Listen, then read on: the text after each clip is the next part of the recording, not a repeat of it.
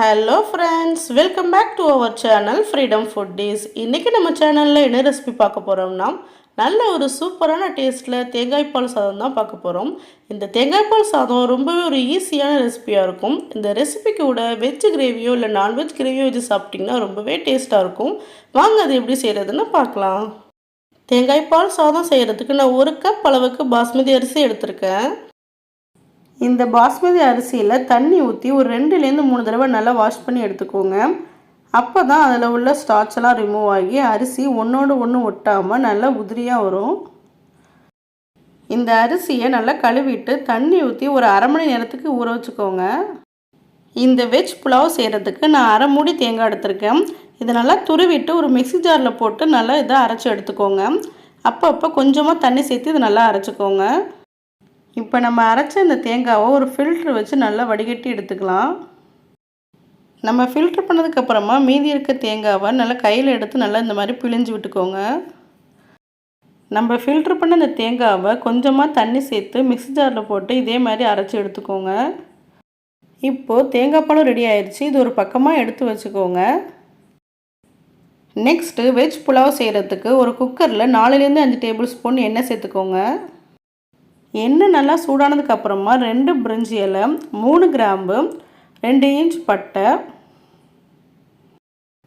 1 அன்னாச்சிப்பூ, 2 ஏலக்காய், 1/2 teaspoon சோம்பும் 1/4 teaspoon ஜீரகமும் சேர்த்து நல்லா பொரிய விடுங்க.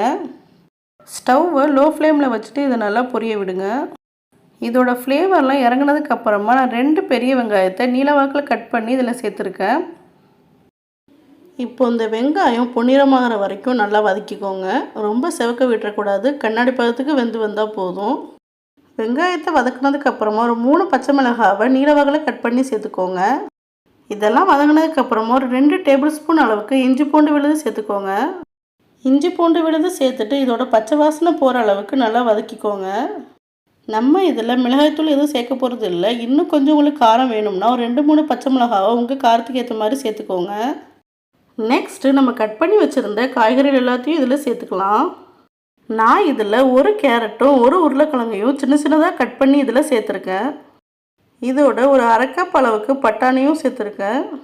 இது கூடவே பீன்ஸோ இல்லைன்னா உங்களுக்கு விருப்பமான காய்கறிகளை சேர்த்துக்கோங்க. காய்கறிகளை சேர்த்ததுக்கப்புறமா ஒரு 5 மினிட்ஸ்க்கு நல்லா இதை வதக்கி விட்டுக்கோங்க. காய்கறிகள்லாம் வதங்கினதுக்கப்புறமா ஒரு தக்காளியை சின்ன சின்னதாக கட் பண்ணிவிட்டு இது கூட சேர்த்து நல்லா வதக்கி விட்டுக்கோங்க.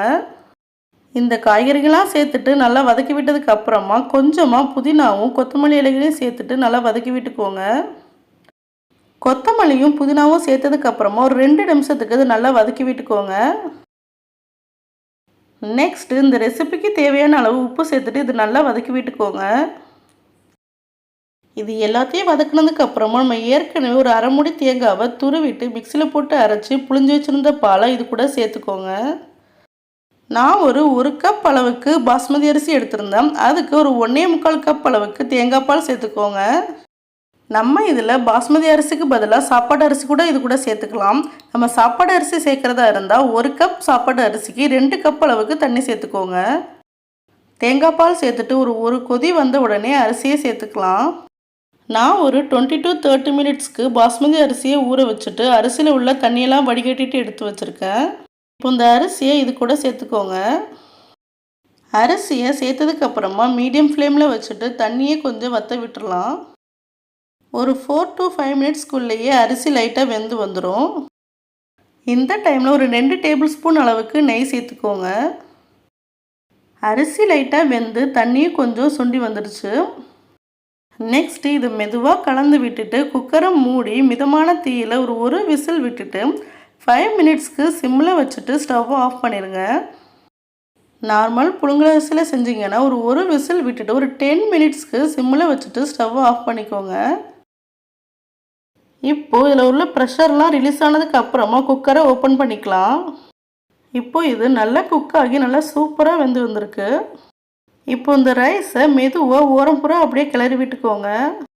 அவ்வளவுதாங்க, நம்ம காய்கறிகள்லாம் போட்டு செஞ்ச ஒரு சூப்பரான தேங்காய் பால் சாதம் ரெடி ஆகிடுச்சு. இது கூடவே சுட சுட ஸ்பைசியான வெஜ்ஜு கிரேவியோ இல்லை நான்வெஜ் கிரேவியோ வச்சு சாப்பிட்டிங்கன்னா ரொம்பவே சூப்பராக இருக்கும். அப்படி இல்லைன்னா உருளைக்கிழங்கு வறுவல் வச்சு சாப்பிட்டா கூட ரொம்பவே டேஸ்ட்டாக இருக்கும். உங்களுக்கு இந்த ரெசிபி பிடிச்சிருந்துச்சுன்னா எப்படி இருக்குன்னு செஞ்சு பார்த்துட்டு கமெண்ட் பண்ணுங்கள். உங்களுக்கு இந்த வீடியோ பிடிச்சிருந்துச்சுன்னா லைக் பண்ணுங்கள், உங்கள் ஃப்ரெண்ட்ஸ் அண்ட் ஃபேமிலிக்கு ஷேர் பண்ணுங்கள், மறக்காமல் சப்ஸ்கிரைப் பண்ணிடுங்க. தேங்க்ஸ் ஃபார் வாட்சிங்.